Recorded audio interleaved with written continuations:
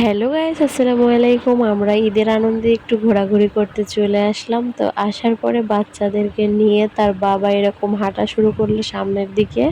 তো আসলে সামনের দিকে কিন্তু কোনো কিছুই নেই, শুধুই হাঁটছে, একটু পরেই আবার ফেরত আসবে। তার আমি চারপাশের দৃশ্যগুলো দেখছিলাম, আমার কাছে অনেক ভালো লাগছিল।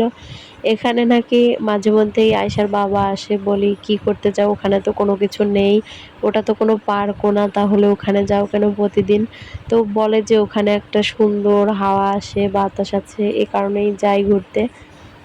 আসলেই কিন্তু এই জায়গাটাতে আসলে একটা শান্তি লাগে। মানে এই গরমের সময় কিন্তু এখানে ঘুরতে আসলেই অনেক মজা। ঘুরতে বলতে এখানে বসে থাকলেও ভালো লাগে। ওইখানে আশেপাশে যাদের বাসা দেখলাম, বাসা থেকে সবাই ছোট ছোট বাচ্চা নিয়ে এসে বসে আছে। বসে আছে কেন জানেন? এই নদীর পাশে একটা ঠান্ডা ঠান্ডা ভাব, হালকা হালকা বাতাস হচ্ছে, মানে ভালোই লাগছে। এই গরমে কিন্তু ঘরের ভিতরে থাকতে অনেক কষ্ট, এই কারণে তারাও এসে এখান দিয়ে বসে আছে।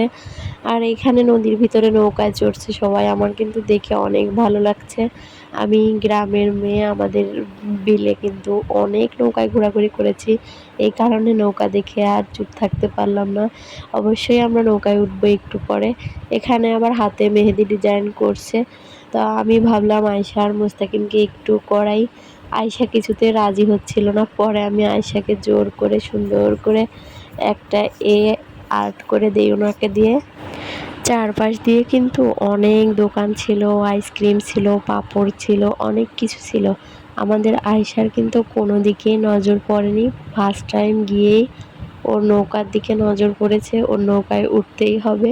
আর আমারও অনেক নৌকায় উঠতে মন চাচ্ছিল, এই কারণে বাচ্চা কাচ্চা নিয়ে নৌকায় উঠে পড়লাম। তো আমরা বেশি দূর যাব না, আমরা শুধু ওই পারে যাব, আবার সাথে সাথে এই পারে চলে আসব। অনেক লোক নৌকায় উঠে পড়লো, তারপরে নৌকাটা এখন চালু করে আমাদেরকে নিয়ে যাবে ওই পাশে। তো আমরা শুধু ওই পাশে গিয়ে চলে আসি, নামিও না। আমার এরকম নৌকায় উঠতে একদমই ভালো লাগে না, আমি নিজে নিজে চালাবো, মন মতো ঘুরবো, আমার এরকমই ভালো লাগে। তো আমি কিন্তু নৌকা চালাতে পারি অনেক ভালো।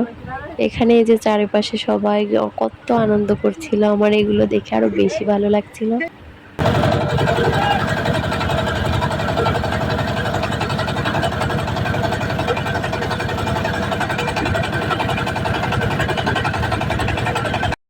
তো এখানে যা যা খাবার ছিল, তো তার মধ্যে আমাদের আইসক্রিমটাই ভালো লাগে, মনে হচ্ছিল যে আইসক্রিমটা খেলেই ভালো হবে। তাছাড়া আর অন্য কিছু নিলাম না, কারণ এর আগে যখন আসছিলাম তখন এখানের চটপটি অর্ডার করে একদম লস খেয়েছি। আমার ছেলের তার বাবার প্রতি মায়া দেখে তো আমি অবাক হয়ে গিয়েছি, আমাকে কোনো কিছু দেয় না, আর কত সুন্দর তার বাবাকে খাওয়াচ্ছে।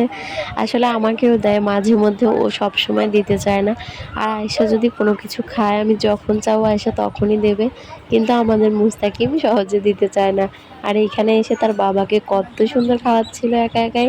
মাশাল্লাহ, আমার বাবা কিন্তু অনেক সুন্দর করে একদম বড় মানুষের মতো আইসক্রিমটা খাচ্ছে।